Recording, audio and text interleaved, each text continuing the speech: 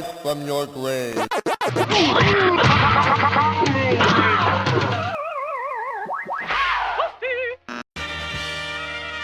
thing rules. This thing rules. Oh, hey, what's up?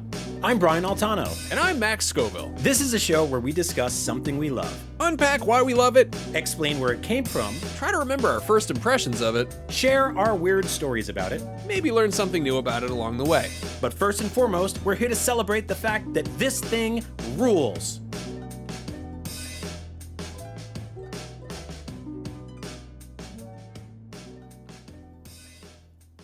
Hey man, remember arcades?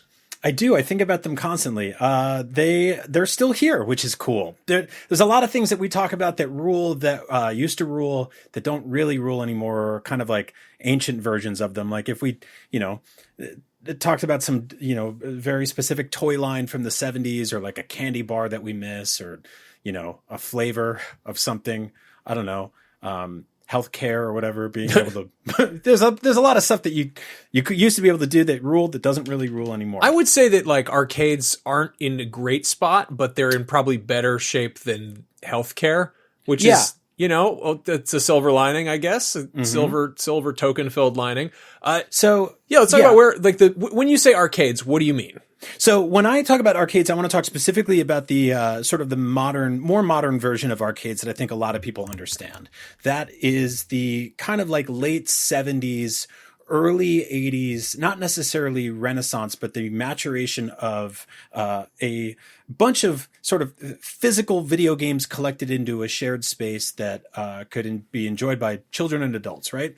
Before that, there was decades of like the different types of arcades, like, the penny arcades or whatever, and not the webcomic that has its own multi-coastal event. No, like the old timey ones where you would like put the cranky ones. The cranky ones for old people. You put a penny in. The old nickelodeon on the old boardwalk. Yeah, people used to go that was like how they, like they didn't see things move unless it was with their own eyes until there were those. And then maybe you could go to a movie theater for a little while. No, we're talking about the shit that gave people Pac-Man fever. Yes.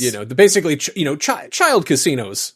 The dawn of video games up until the 80s and 90s eras, the stuff with cool carpets, right? Yeah. Yeah. So, I mean, around the time of the sort of like the advent of video games as we know it, like with stuff like Pong and Pac-Man and Donkey Kong and stuff like that, these things started creeping into buildings as like a physical thing. And I think that like when I was a kid, my first experience with it was seeing like a single arcade cabinet in like a laundromat or a pizza joint or something like that. And then little by little, people were just like, oh, these actually look better. Like if you have 2 or 3 of them, right? There's kind of like a cheerleader effect or like tattoos or whatever. Where you're like, this is this looks really cool. And this is becoming a thing that not just people use as like a frivolous plaything to distract them while they're waiting for their slices to come out or their laundry to be clean. But like, hey, people could hang out here for a little while. And if they hang out here for a little while, maybe they'll spend some money.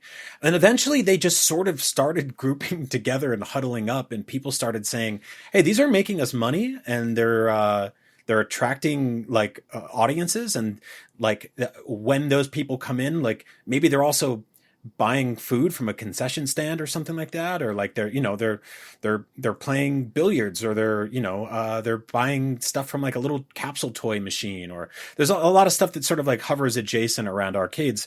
And so for the sake of our discussion here today, I think that like arcades rule in like they're a place you used to go to for birthday parties that had a bunch of like different video games in them, and using quarters or tokens, you could play those games, usually get your butt kicked a lot because you're a kid, A, and B, they were designed to be tough enough to keep you dumping money into them continuously.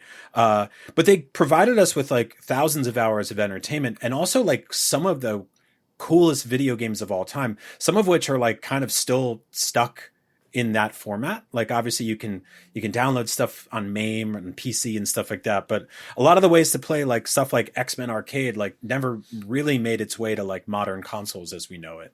So yeah, let's celebrate arcades because arcades rule. What's your first memory of going to an arcade? Not like an arcade cabinet, but like a proper ass arcade. So there were two big arcades near me growing up, and weirdly, both of them were like sports related. Because in northern New Jersey, a lot of there was a lot of just like organized sports, right? Like there was a lot of kids playing baseball and basketball and hockey and lacrosse, football and stuff like that. And I didn't really care about any of those things, but a lot of those things overlapped with stuff I like concession stands, arcade cabinets would pop up at sporting events and stuff like that. And sometimes you'd get a bobblehead or something, toys. There's a bunch of nonsense there that overlaps, but specifically, there was a place in New Jersey, I believe in Waldwick, called In the Swing. And In the Swing started as like a mini golf place. And then within that was also like, we should do batting cages. And they're like, okay, so we got mini golf and batting cages, but we got this gigantic room downstairs where I guess kids can like eat cake and have pizza at birthday parties. What should we put in here? And somebody was like, let's just put a bunch of fucking arcade cabinets in there. And along with that came stuff like skee ball and obviously the quarter and change machines and such. And those weird machines that always made their way there that weren't exactly like those quarter capsule toy machines like we had in America, but like specific ones, like there's like this huge chicken and she like lays an egg that has a toy in it. Have you seen those? No. Yeah, so there's a Flintstones version of it, which I got to play at Scott Bromley's birthday party recently at a place called Free Gold Watch in San Francisco, which is an arcade that's mostly pinball forward, right? But it's basically like this big Dino from the Flintstones, and he's a statue, and you put a quarter in, and he spins around, and he lays an egg, and you get a toy inside the egg. And these were like really highly stylized thematic capsule toy machines, not like the ones you see in Japan, but like the ones that you would see at a grocery store in America where you put a quarter in. We used to just call them like quarter machines or toy machines or something growing up. I don't think they really had like a name for them. And those always had like, like a ring that was shaped like a spider or wacky wall crawler or whatever the fuck it was, something like that. So, but it's like one of those, but it's got Dino spinning around and then taking a shit, kind of. And it's huge. Yeah. Okay. So it sounds like kind of a cross between one of the capsule toy things and like a ride-on. Yeah. Like one of those ride-on things. Yeah. Which is funny because that's like, I imagine, if you have the option to have that, it's probably pretty expensive to begin with, but it also probably has a lot of upkeep from teenagers messing with it, putting rocks in its ass and stuff. You probably don't want to deal with that. So if you're going to have a bunch of arcade cabinets, that's good to have a guy taking care of them. No, you mentioned a few things about arcades. There's like, I know there is kind of a bumpy road to get them from whatever they were in the 1920s to where they are, and then in the 90s and 80s. But like, I know there's a stretch there where there was a what do you call it? Like a panic about them, a moral panic about them being basically, casinos for kids, which to a certain degree they are. But also they were like seedy hangouts. Like back in the 70s, they were like teenagers hanging out there smoking weed, Matthew McConaughey ass dudes and bell bottoms doing, being creepy and like dealing drugs. And it was, that's probably why they had to put those like, winners, say no to drugs, that kind of thing. But like, I know there were a bunch of local laws that got enforced where it was basically like, you couldn't have an arcade. You couldn't have like a business that was just a bunch of arcade machines. You had to have something else. So it became this almost like a speakeasy approach to things about how, like you can't be in a bar if you're under 21, but you can be in a family restaurant that has a bar if you're there with your family. So they kind of did that sort of thing. And we got stuff that had, mini golf, bumper pool, bumper cars, all that, the family fun center type thing. And then of course there was Chuck E. Cheese, which was pretty much invented as an alternative to arcades to be like, look, it can be family friendly too. It can be an all ages thing. And I feel like and I feel like we came in so late to that the panic part had kind of died down, and they were still kind of sleazy, but in like a totally harmless way. And I think we missed the part. I mean, there might have been a little overlap, but I feel like we mostly missed the part where like people were smoking cigarettes in them while we were playing games. Yeah, no, right? The panic that was around for us was like Mortal Kombat. Yeah. That was a big part of it. And like, what's interesting is that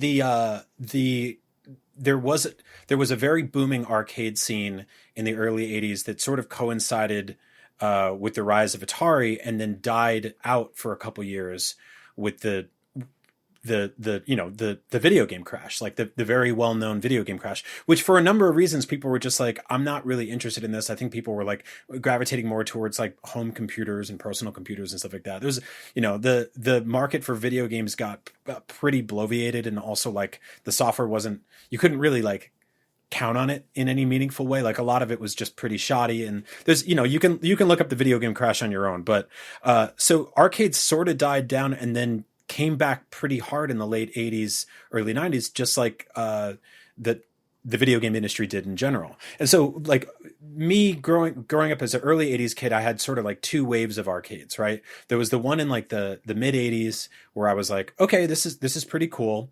And then to me, that sort of sustained the whole time, right? Because I wasn't really aware what was going on. I had an NES at home, I had friends with other video game systems. Like video games were just the thing. But then I remember in the 90s around Mortal Kombat, Street Fighter, and a bunch of light gun games and stuff like that, there was this whole new era of arcade games. And that to me was like when it was, your parents were like, oh, wait, you're old enough. We trust you to we drop you off for a couple hours and you can play with your friends, or like you're getting invited to a birthday party where you get like a roll of coins or tokens or whatever. And you play until those things run out, or, somebody like rings a bell and it's time to eat cake, and then, whatever it is. And so like, yeah, those things were really weird to me. But this place in the Swing, was one of the earliest that I remember going to that had like a Tetris arcade cabinet, Super Mario Brothers, and eventually the Ninja Turtles 4-up arcade cabinet, which like blew my mind as a kid. That and Simpsons and X-Men were like 4 or 5 of your friends could all kind of hang out at the same time and play a video game, and each person had their own character who had their own powers and stuff like that. And that became like this incredibly communal thing for me, where I was used to playing like 1 or 2 player games on NES at home, but being able to play like 4 people at the same time in an arcade, I was like, this is incredible. Like this is an experience. That and the graphics were so advanced by against what we were playing at home, that I was like, this is a experience that currently cannot be replicated on my NES. Yeah, no, I think it's easy to forget that, because I mean, I'm like a little bit younger than you, and I remember sort of, Super Nintendo and Sega Genesis were pretty much around by the time I became fully aware of video games, and arcade games were like close enough. And like, you go to an arcade, you don't really know what's new and what's old if you're not paying close enough attention. And I'm just being like, yeah, some of these have shitty graphics and some of them don't. And like, the good quote unquote good graphics were like, something like Killer Instinct, or like, you'd get the early 3D stuff that was not great. Some of the, I don't know, like Afterburner or something that has like, what is it? The mode 7, like the sort of 3D. And I was like, yeah, it's kind of neck and neck with where consoles are at. And then like, had consoles or had arcades stuck around and sort of, I don't know, I guess had they stayed as lucrative as they were at one point, it would have been weird where there's a timeline where like console graphics are a little bit behind arcades. And like, you have some stuff where there's like, big like VR installations where like it's big immersive, the cube or whatever it's called, where it's like, that was my first time experiencing VR was at an arcade near me that had that thing that like is that now notorious with a lot of people's first VR experiences. It was this, I remember it being like $4 or $6 or something. Yeah, it was stupid. You put on this headset, you stood in this big ring, and then like you ran around this 3D space and hoped a pterodactyl wouldn't swoop you away. Yeah. I have like fever dream memories of playing that thing. I just remember doing that after like begging my mom for money to play it. And then afterwards she was like, it didn't look like you were having fun. And I was like, no, it was cool. And it was like, cool. Yeah. And I guess that was the first successful VR, but it was definitely, proof. You look like Johnny Mnemonic up there. Yeah. No, like it's weird because so many of sort of the video games we grew up with were rooted in arcades. Like there's that. It's funny that people get mad at Konami now for being like, oh, Konami sold out. They make nothing but pachinko machines and gotcha games now. And it's like, no, you have that backwards. Konami started out as a amusement company. They did jukebox repairs and rentals and stuff. And then they went into arcade games. And when arcade games spun off into console games, they were like, yeah, we'll see where this goes. And then, fast forward 20 years and they wind up making Silent Hill and Metal Gear Solid. And suddenly that becomes prohibitively expensive to develop. Meanwhile, if you make like a Castlevania gotcha game or whatever, or a Silent Hill pachinko machine, that prints money the same way that the earliest stuff printed money. And people are like, oh, how dare you? And it's like, no, they're doing what they always did. That's where it began. But no, like the sort of co-op the co-op beat 'em ups, those iconic, like, what is it? It's X-Men, it's Ninja Turtles, it's Simpsons. Those like 4-player co-op cabinets are just they're so cool, and they're so much of their time, and it's these kind of, iconic intellectual properties that also just line up kind of like perfectly. Like Ninja Turtles, arcade cabinets, and pizza all kind of just came together in this, critical mass right when we were at, peak birthday party going age. And like if your friends were capable enough and you had enough money to spare, you could beat one of those games together in one sitting or standing, I guess. And there was something about that was like incredibly cool, because a lot of the arcade games that we experienced when we first started seeing arcade games were games that you couldn't beat, right? They were just like score attack games, like Asteroids, Space Invaders, Donkey Kong, Pac-Man. Decades later, we learned that those games had things called kill screens, where like if you played them long enough, they literally ran out of memory and they would just like vomit information all over the screen, and people would be like, I did it. I got to the Pac-Man's kill screen, but that was like Guinness Book of World Records shit at the time, right? And so for us, it was just like, hey, Mom, can I have a quarter to play Donkey Kong? Cool. Like, which barrel is going to kill me? How far into maybe the second or third stage am I going to get to? Like, am I going to make it to the pie factory and then die? Or Pac-Man, right? Like, maybe you'd get like 2 cutscenes into that game. You'd be like, they had a baby, and then you'd die, right? But like, it was not, you didn't roll credits on Pac-Man, but you could do that with Ninja Turtles. You could do that with The Simpsons. You could do that with X-Men. And you're like, well, these are based on properties that have credits. These are based on like popular TV shows and cartoons that I love that have a finite beginning and ending. So like getting a bunch of friends together and being like, oh, I want to be Marge because she gets to kill people with a vacuum cleaner. She gets to beat people up with like weapons and stuff like that. That's very fun. And then beating one of those games like all together was just like really, really cool. And so, yeah, a lot of these things were sort of like intersecting at the exact same time. Like Terminator 2 was an arcade game based on a movie that has an arcade scene in it. And I was thinking about this when we were like putting together some notes for this episode about how like we don't really like, for example, they opened up an arcade in San Rafael recently, and I used to live there, and I got really excited because I was at this great restaurant across the street from the arcade, and I was like, oh, I can't wait to bring my kid there. And after we ate lunch, I walk over and it said 21 and over. And I was like, oh, it's a barcade, but they can't call it barcade because barcade is the one bar in New York City that's a barcade that owns that name. And I know that because when I was hosting a travel show, we went to a lot of like bar arcades, and like we're told by lawyers we literally can't call this a barcade. But kids don't really have that option anymore. There are still arcades, there are still Chuck E. Cheese's and stuff like that. But in terms of just like an arcade that like kids and adults can both go to, it's a little tougher these days. So like I was thinking like, where would John Connor and his friend be hanging out if they remade Terminator? People were always just like, you can't make Terminator 2 anymore because of woke. And it's like, well, okay, maybe, but also like, where would those kids go? Like, you'd be playing Fortnite and somebody with a Sarah Connor skin, and you'd be like, who the fuck is Sarah Connor? Like, yeah, like Liquid Terminator comes in after he kills the parents, and he's just like, well, they're sitting in the living room with headsets on. I'll just put my blade through their ears, Yeah. So yeah, like arcades were in movies, they were in TV shows, and they were in our lives because we would get invited to birthday parties, and that was like the coolest thing in the world. And the one of the ones near me that I really loved was this place called Sports World, and I've talked about it on so many shows. Recently, I tracked down a couple of the arcade tokens on eBay, and they're like, if you have any like fond memories of a classic arcade you went to growing up, you can find those tokens even though those buildings are gone, because the hundreds or thousands of those tokens were made. So just go on eBay, search for your arcade, and find them. So I found 2 of them, and I got them framed in a little thing in my room because I was thinking about how like, to me, that was one of those things that taught me that video games could be like sort of respected in public, and not just like at a EB Games or a Babbage's or like, at your friend's house where you flip open a magazine and there'd be like 5 adults in the back, like holding up a copy of Mario 3. And you'd be like, I guess some people don't, there's some adults that like more than sports or whatever. But then you go to an arcade and you're like, oh shit, like this place is fucking hopping. Like, and there's a bunch of kids here. There's a bunch of teenagers here. There's a bunch of adults. Like seeing kids older than me like huddled around like a Mortal Kombat or Street Fighter arcade cabinet, and then like kind of like tiptoeing up with my quarter and being like, can I try? And like getting absolutely demolished by some teenager, which was incredibly scary and threatening, but was also like, oh shit, like this is cool enough for teenagers. So like me being 9 or 10, I'm like, well, that's fuck. So when I grow up, like I get to come here, but like there's like a cigarette on my ear. That's so cool, you know?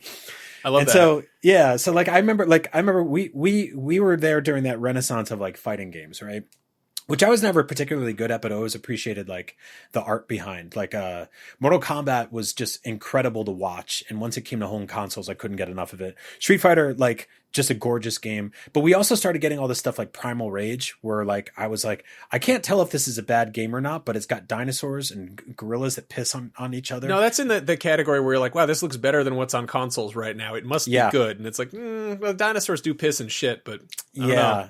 Well, I think like looking back now, you're like, oh, this is what it looked like. Like now when a video game studio is like, we need to react to this trend of Overwatch. They're like, okay, cool. Well, how long is it going to take you to turn that truck around? They're like 7 years. And back then they were like, Street Fighter and Mortal Kombat are all the rage. Get me a fighting game in 3 months. Got it. Sure. Yeah. Dinosaurs and monkeys that piss on each other.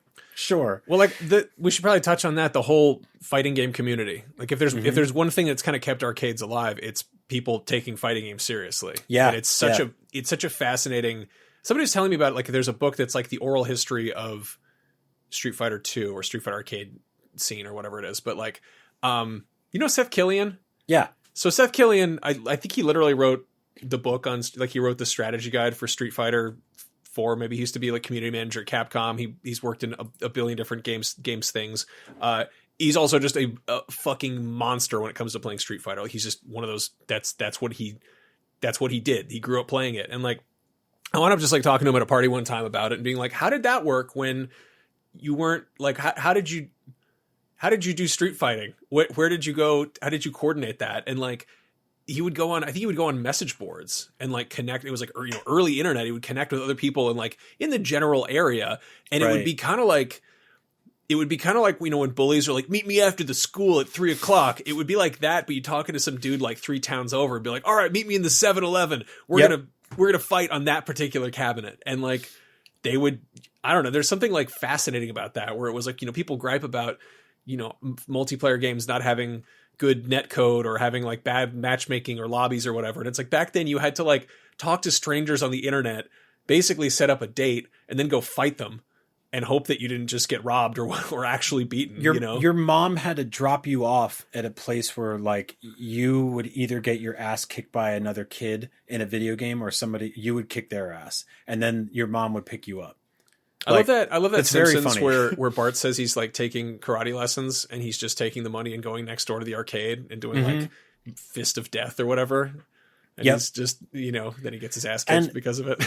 I was talking about this in a video with Per Schneider from IGN recently, who's the reaction guy for those who don't know, about how I went to a launch party for Mortal Kombat 2, the home console version, which like, I don't know who I was a kid, so I didn't know anything about who made video games or what, right? Like, I know Midway made Mortal Kombat, but I didn't know until after like Noob Saibot and shit like that who Ed Boon was. But I wonder if he was there. So there was this place called Sports World that's now a furniture store in Paramus, New Jersey, and I used to go there constantly. This was like my spot. Like I had birthday parties there. I went to other birthday parties there. They had batting cages. They had miniature golf. The upstairs on the weekends was a comics and card show. And the downstairs was all arcades, pinball, claw machines, skee ball, and this weird thing called Bowlingo, which was like a bowling alley that's like a quarter the size or maybe like an eighth the size of a regular bowling alley. And the bowling pins are on strings. And when they knock down, they just, pull them back up. When I Google it now, people are like, Google's like, are you sure you're not having a stroke? Like shit like that. And so, there was flyers there. We're all playing Mortal Kombat and Street Fighter and shit like that. And they were like, hey teens, come back next Friday for The launch party of Mortal Kombat 2 on Sega Genesis and the Super Nintendo. We're giving out prizes like free t-shirts and even a free copy of the game. And I was like, Mom, can I go? And she's like, when is it? And I'm like, it's Friday night at 7:00. And she's like, well, you're young and that's kind of late, but, I kind of trust that weird clown casino I drop you off in. So, go have fun. So I remember going there and they're just like, they had these fucking big 90s speakers and they're just blasting the dun, dun, dun, dun, dun, dun, dun, just blasting them Mortal Kombat music. And they're giving out t-shirts. They had like a prize wheel and shit like that. And they were like, Mortal Kombat 2 is officially out. And like the next morning I went and I bought it and I was like, this is fucking awesome. But I don't need to go to Sports World anymore. Like it was kind of like, oh, you guys built it, like the whole advertising around console games at the time was like the arcade experience comes home. Like it was all these 1-page ads and comic books and shit like that. You'd flip through and it'd just be like this, or there'd be a commercial where like somebody's playing on the arcade and it just animorphs into a Super Nintendo or the controller. And I'm like, whoa, I don't have to fucking go to that place anymore. And then, you were just playing video games at home. And so like, it was really funny to me that they had a bunch of like console quality games at home. They were all based on arcade games because that was part of the reason we stopped going to arcades. So they sort of killed themselves in that regard, right? No, it's like, it feels like the prototype of major studios being like, we're making direct to streaming stuff. We're doing, we have movies in theaters, but also get it at home. And it's like, well, people don't go to the theaters as much anymore because you're doing that. So what do you think's going to happen? Yeah. No, I totally agree. And so like, that was one of those things where I looked up this place recently and I found this article on newjersey.com, which was like the most extensive deep dive into Sports World that I've ever seen. And like this place has been out of business for so long. I think it was like the early 2000s, late 90s that it went away. But it was such like an important part of the sort of video game and entertainment culture in northern New Jersey at the time that like there was just this person had he talked to people who used to work there, the previous managers who still own signage and shit like that. And he was like, these are all the celebrities that were there that you maybe didn't notice when like fucking Michael Jackson came there one day and everybody was like, yeah, he's here in a mall in New Jersey, like at the peak of his, popularity and shit. And you're kind of like, it's really funny that like that was a thing. Like we don't really have that kind of stuff anymore. Like in sort of like in terms of like third spaces and shared spaces, like kids have less and less of those. And that's what made arcades so cool. But specifically mine would give you tokens for every A that you got on your report card. And you could bring in your report card. And if you got an A, they would give you $5 in tokens. And that was a fucking lot. Damn. And our report cards back then were like that weird carbon paper. And with a number 2 pencil, I got a lot of A's. And so I would roll up in there and just like be like, here's my report card. And they'd be like, shit, dude. Here's like 7 rolls of $5 worth of tokens each. So I'd get like $35 worth of tokens and just like party on for a couple of weekends there. And so, it just became this thing that I was always synonymous with like my love for video games and, why I connected with them. And it was interesting at the time watching them evolve and sort of like price us out. Like little by little we started seeing these things. Like I remember the first time you saw that big sit down Star Wars arcade cabinet. I think it was just called Star Wars Arcade. Or what was it called? The one it was that just has like Star Wars Trilogy. Joystick. Yeah, Star Wars Trilogy. Yeah, Star Wars Trilogy. And that was $1 to play. And like in an era where everything was like 25 cents or 50 cents, like being like, oh, it's $1, but there's like a widescreen TV and you sit in this little caboose and it shakes and stuff like that was like incredible. Or like, playing any of those light gun games where like like Aliens or Terminator where the gun was like shaking and, you had a machine gun and stuff like that. Like there were so many different things that sort of fall under the umbrella of arcades. But after a while, they started, I think, like becoming more experiences. Yeah. Then there was the advent of like DDR and all that stuff where I was kind of like, not for me, but I understand what you're doing here. Like I was like, there are people just completely fucking soaking wet with sweat at this arcade, like more so than usual.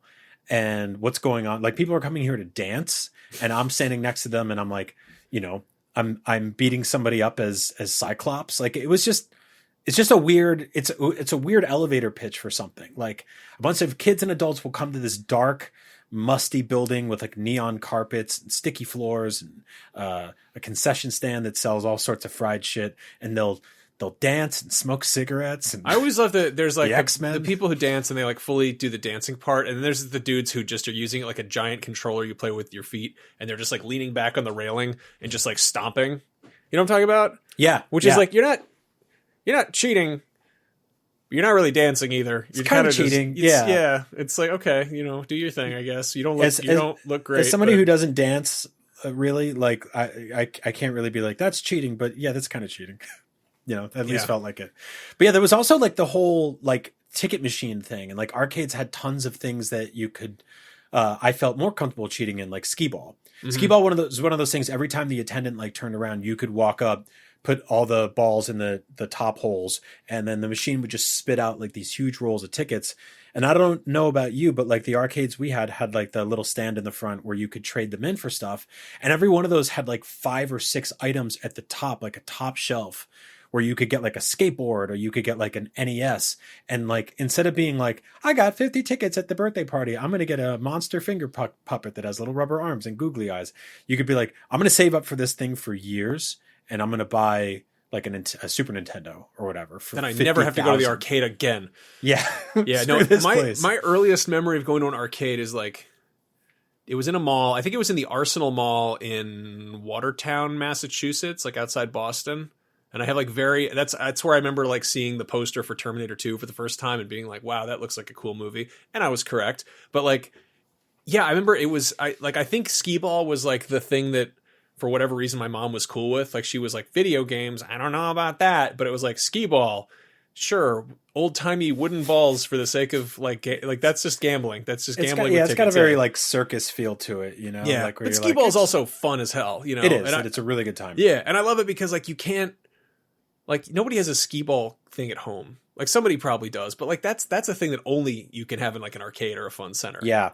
But yeah, like I remember doing that and really being into it, and then somehow getting enough tickets to get it was like a fighter jet toy that was like neon blue and had like an orange canopy, and I was like, I totally conflate that with the jet from Afterburner. Mm-hmm. Which you see John Connor piloting in Terminator 2 in the arcade scene. Yeah. So it all kind of blurs together in my head. But like, and again, like going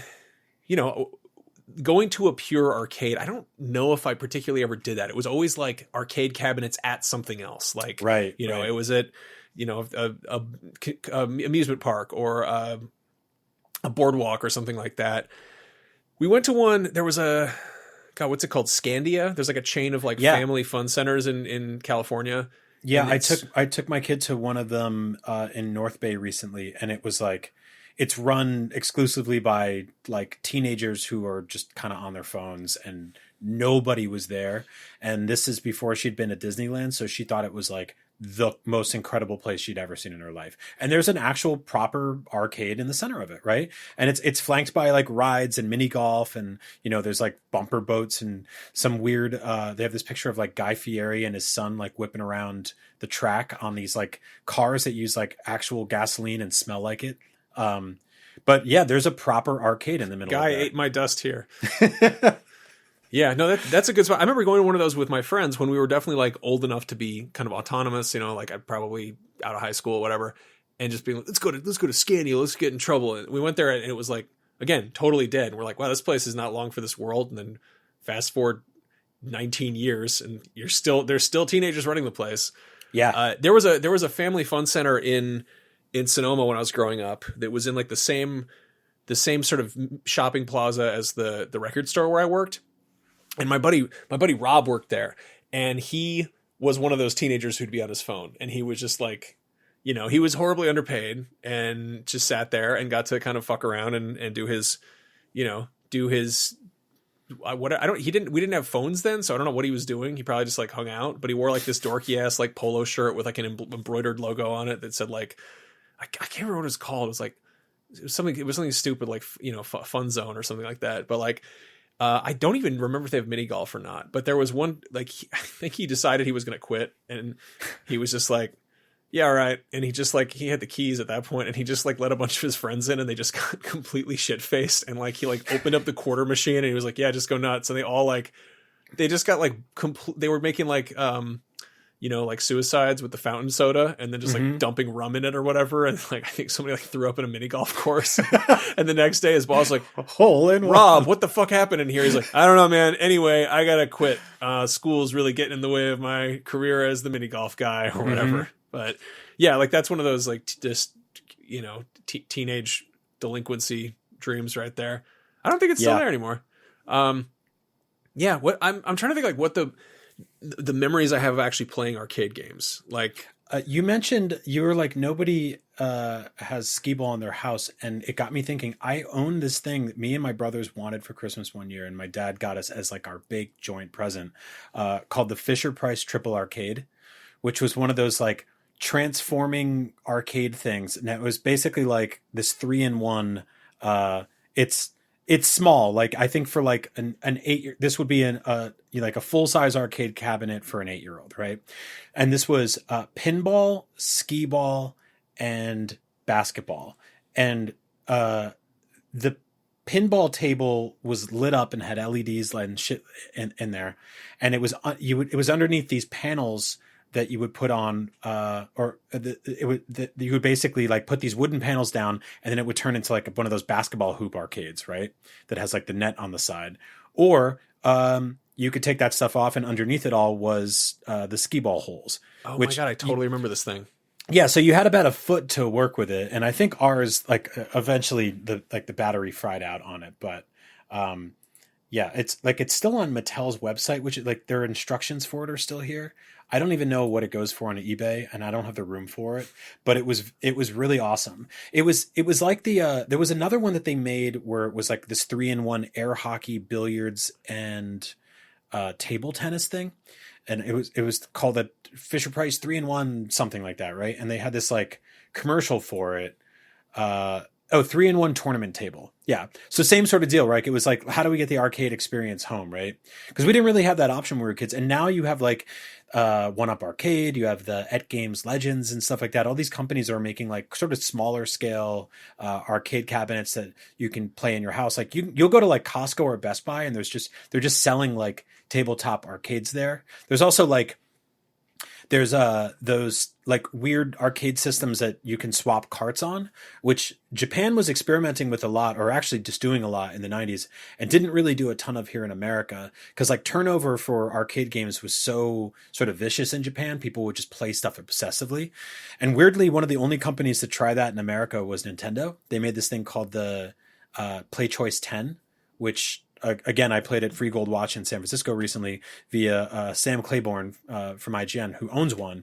And it's just a big dual-screened NES arcade that has 10 cartridge slots in the back of it. And the carts are different than NES carts, but you can just put 10... Like, you can be like, I want to play, Ghouls and Ghosts, Super Mario Brothers, Dr. Mario, Legend of Zelda. And it would just put them all in there on, like, a timer system. So that there were like sort of curated versions of NES games turned into arcades, but like it was functionally a big NES that took huge ass carts inside. And yeah, you can track those down and own them now. So you would like pay for a certain amount of time? Yeah. I never knew that. I remember, isn't there like a Mario made for arcades? It's like a slightly different. Yeah. And it's slightly different. The graphics are a little different. I believe the level design's a little bit different too. And like, yeah, it's just weird growing up playing that game with like the B and A buttons on the NES controller or whatever, playing that with an arcade stick and two buttons that are very far apart, and being a kid and being like, how do I run and jump? But like they had a Punch Out arcade that had dual screens and stuff like that, where you could see stats on top. Like there was the shit that ended up doing with the DS and 3DS like decades later, they were doing in arcades back then. So yeah, it's really odd, but yeah, it's cool now that like there are barcades, but there are also arcades that serve beer that will give you a wristband, and your kid can play and you can drink and play video games. Fuck yeah. And it's a good time. There's this one in North Bay called the Rewind, where like they give you a wristband and there's just like a whole bunch of taps along the wall, and in between like playing Street Fighter and X-Men and shit like that, you can walk up, scan the thing, put a card in, push the button, and like fill up your own beer and just keep going. And there's no one there to stop you and be like, "You've had enough, sir." Not like I've tested it. I'm sure that somebody will step in eventually. But I think there's that's a couple good spots in Portland that are worth shouting out. There's Ground Control, which a lot of people know about. That's like right in downtown. It's a killer and you can elevated bring kids in there. Yeah, and which it's is cool. it's a elevated arcade that also has like I think it's got a full bar and beer at least, and they have really cool food there too. And then there's a Quarter World, which I like Quarter World way better. Quarter World's like just this massive. It feels like the if you cleaned up like the Foot Clan headquarters. You know, made it a little bit nicer, and they'll still give you like a giant ass like vodka soda, so you can go play, whatever game you want. But like it's what's that huge? It's like the Tesla bolt thing, that like actual thing that like shoots sparks or whatever. Like they have one of those. Oh, a Tesla coil. Yeah, and it's like syncs with the music they're playing in there, so it's bizarre. But yeah, I visited a bunch of those places on an episode of Fast Travel, the Portland episode, and I think most of them. Portland's one of the only episodes of that show I've done where like most of those places are still in business. The SF one is kind of sad because it was just like, hey guys, we're making an arcade, and it's gone. But yeah, they still exist. They still get made. They're a little boozier now, but like the good ones still have like not like a kids section, but they have places where the kids can't go, or they have rules around like making, they have ways so that kids can't just go in there and get fucked up, which, that's I don't good. know. Like we were definitely drinking or like smoking weed before we went to arcades in the late 90s, when it was like, you could see that they were sort of on their downturn, and we were on our like, who gives a shit, And I definitely remember showing up, getting a little drunk and a little stoned and playing this like Uncle Fester game where like you held on to this. Do you know this one? Fester's Quest? No. It was so you would hold on to. Why are they this, making all these video games about Uncle Fester? What's going on? This over one there? was so well. I guess the Addams Family movies were like big enough that this was, you would pay money to get electrocuted, and you would hold these like one or two joysticks, and the light bulb in Fester's mouth would like light up, and you basically like paid to shock yourself. And we were like, whoa, I'm fucked up, and I'm gonna go get electrocuted by Uncle Fester. This is great. Wow, I've never seen this thing before. That's horrible. I love it. No, I remember I feel like the first arcade game I remember just being like, oh man, this is too much, was like the local movie theater. There was like the crappy old movie theater that had they had Street Fighter Alpha, and they had the Terminator cabinet, but they had replaced it with that Aerosmith game, Revolution X. You know what I'm talking about? Yep. Where it's like you're a member of a rock and roll freedom fighter, and you have to shoot CDs at SWAT team dudes to save. You have to get rid of all your Aerosmith CDs. I love that stupid ass game so much. It's also like, wow, Aerosmith must be cool. And then I heard them, and I'm like, why did they get a video game? This sucks. Made of all the like bands that could have gotten a cool video game back then, that would have made a lot more sense. Like Aerosmith was really not the one, but somebody somewhere, like some dad was like, I got an idea. We got some licensing budget for Q4 or whatever. How about you shoot your fucking CDs everywhere? Yeah. So that the local theater had that, and it was kind of dusty and janky or whatever. And then this like new theater opened up that was like a proper ass multiplex, and they had a whole arcade corner, and like I remember they had like Cruising USA when it was brand new. And you had to sit in the chair, you could change the radio station and stuff, and it was like 75 cents. And I was like, what the fuck? That's too much money for me. I'm 11 or whatever. And I'm trying to remember what other games they had. I know it was like, they probably had Mortal Kombat Trilogy. Yeah. It's funny, cause like I was really kind of just like there for a lot of the tail end of this stuff. And I remember I went to a arcade / cyber cafe in Cambridge, Massachusetts in 1996, probably. And it was before the N64 was out in the States, and they had a couple hooked up, and you could pay a few bucks to play them. And they had, they had Mario. And am I crazy? Did Mario, that came out in Japan first, right? Yeah. Yeah. So they had it like a few months early, and I was like, this was like the coolest thing anyone ever seen. It was the same time I played the Bad Pterodactyl VR game. Yeah, I played Mario for a second, played like, Pilot Wings, which was weird because I'm like playing arcade, paying arcade money to play a game that my friend Tim is going to get for Christmas in 2 months. Yeah, that's where it was like this weird overlap where you're like, they're too close to each other, but I don't have it at home, and it's standing in front of me right now, so I might as well give it a shot. Yeah, it's kind of awesome, and it's weird because growing up, I have like nostalgia for a lot of the sort of home console versions of a ton of games over their arcade versions. Like I love the chunky pixel art in Double Dragon and Contra versus like the stuff that's like a little more refined in the arcade versions. Like those ones just feel weird to me after growing up on because this is like when you would actually get very bespoke and different versions of games on each platform, right? Like there's a Game Boy version of Killer Instinct, and they tried. I love that you bring up Killer Instinct. I was just going to call that out. Like I never saw a Killer Instinct cabinet firsthand back in the day, and like I just assumed that because it looked so good on Super Nintendo, it probably looked the same and was the same game in arcades.